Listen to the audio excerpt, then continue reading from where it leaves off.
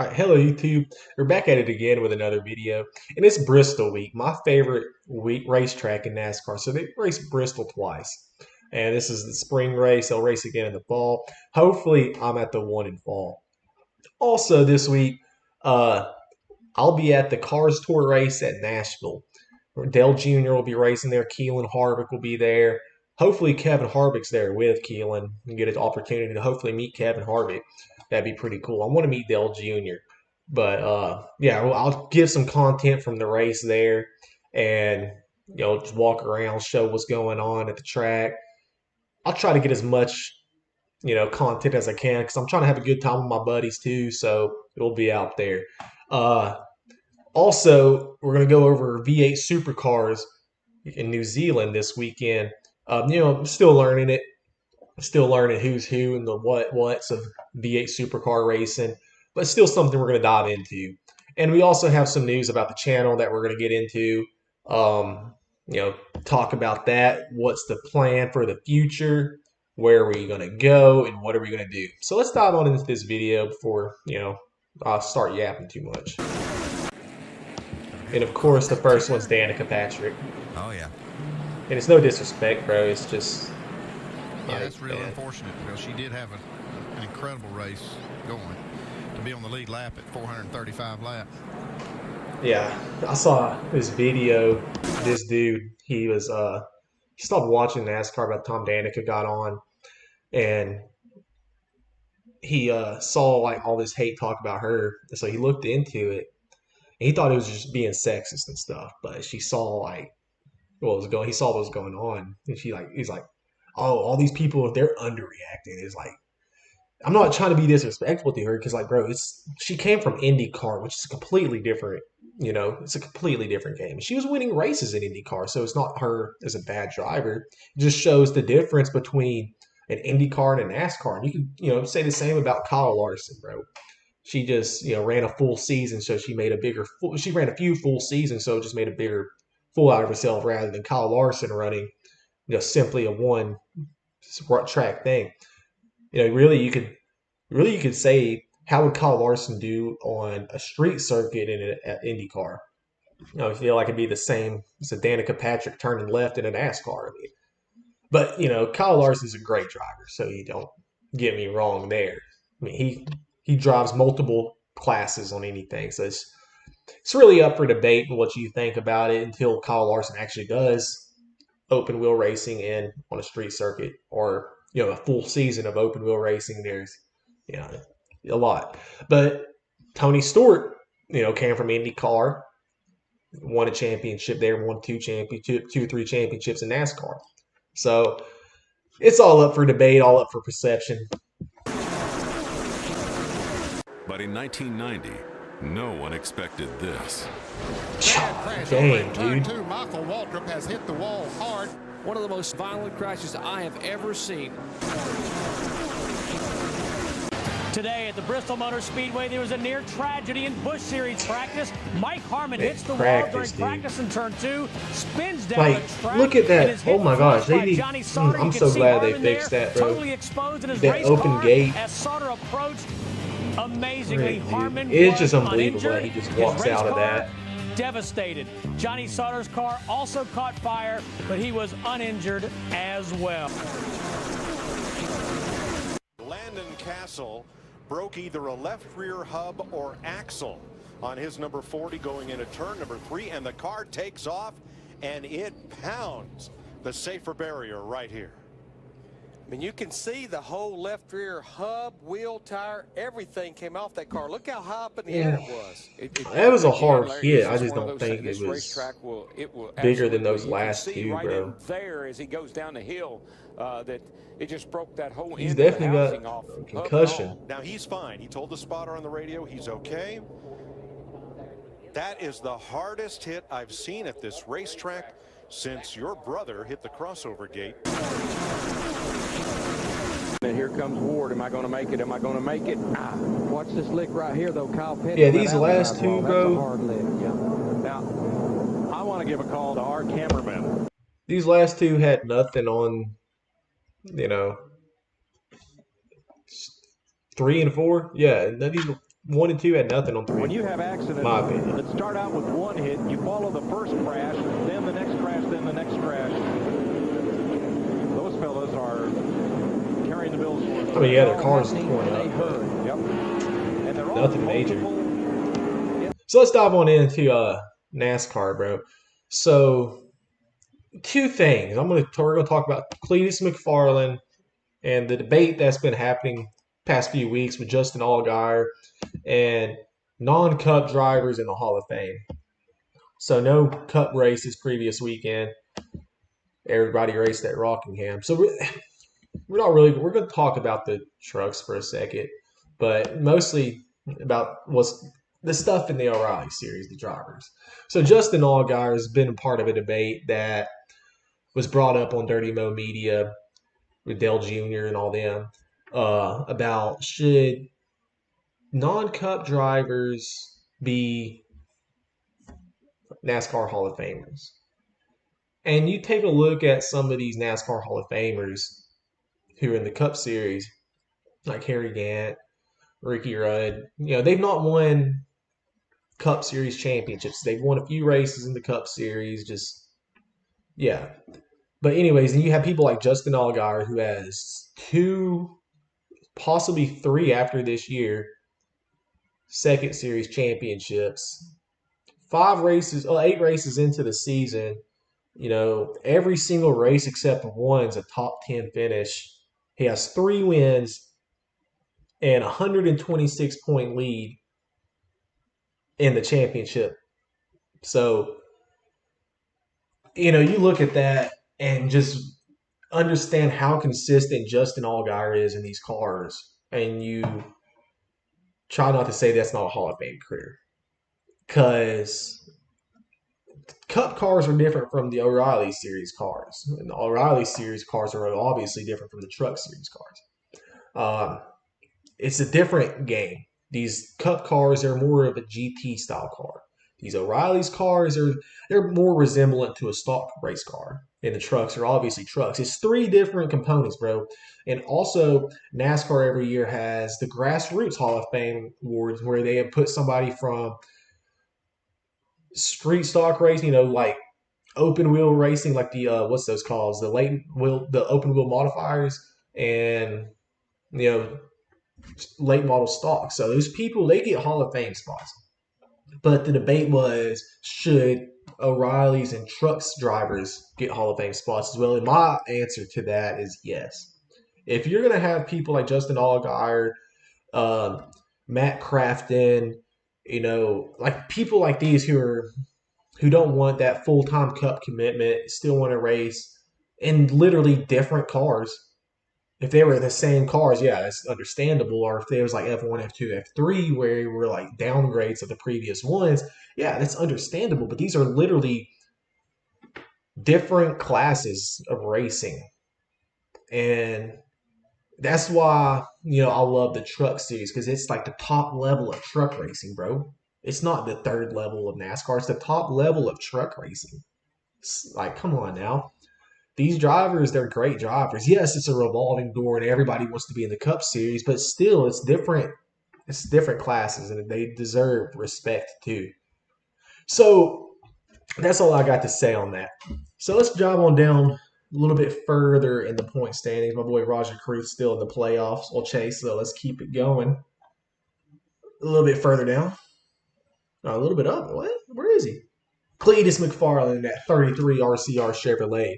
So anybody who's hating on Cletus, and I'm just going to come out and say it, shut up. Because you cannot do that. You can't finish a race without wrecking your car completely. He did this, bro. He hopped in, spun out 6 laps into a Daytona truck race. And then comes out and finishes a full O'Reilly Series race. Yes, he spun out. But did he ruin anybody's day? No. Where did he qualify? He qualified 33rd and he finished 32nd. So he, moved up he moved up. He didn't go back.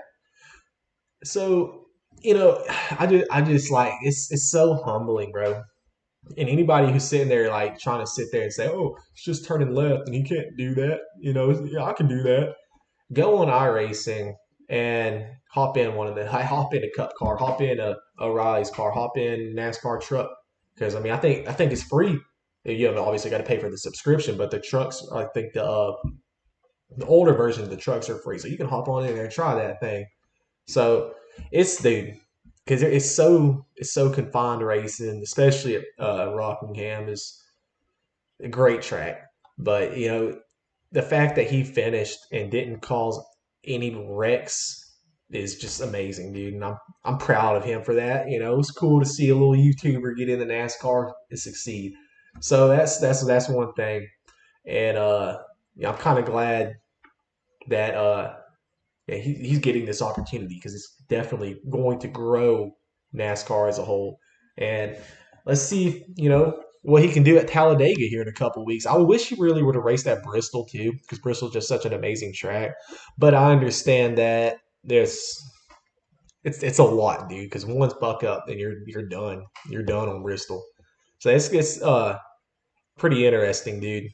It's cool to see people like that just jump on in the NASCAR and say, "Oh, yeah, you know, I don't like NASCAR letting all these celebrities in." But back in the heyday of NASCAR, bro, they were letting Marty Robinson and other country music artists and celebrities racing the Cup Series, bro. So miss me with that. Come on now, let my boy Cletus drive a race car. If you had the money, you could buy your seat into NASCAR. You'd do it. So don't tell me Cletus shouldn't be driving. Come on now. But obviously, the big thing in the truck series is Corey Mother Trucking Hahn, bro. So he's ran 3 races, won 2 of them, top 5 in all of them. Top 10 in all of them, obviously, if he was top 5. And has the most laps led by almost 200 laps, dude. So, yeah, Corey Hahn is an animal. I've seen enough. Give him the Alex Bowman 48. Hendricks Motorsports needs him. It'd be interesting to see what he can do. And I really wish that he would have had an opportunity to drive Cup this year. Because look at him, bro. He's even in the Cup series, he's running really good. So, I know he has that partnership with 2311, if I'm not mistaken. So I think that's probably where he'll end up. But it'd be amazing to see him, in a Hendrick Motorsports car. So hopefully that's something that can happen.